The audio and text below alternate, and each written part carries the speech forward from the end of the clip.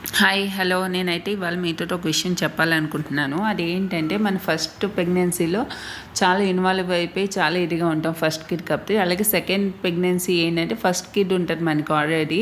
కాకపోతే మనం ఏంటంటే కొంచెం ప్రెగ్నెన్సీలో మూడ్ స్వింగ్స్ అవి ఉంటాయి కాబట్టి కొంచెం నెగ్లెక్ట్ అనేది చేస్తాం మన ఫస్ట్ కిడ్ని.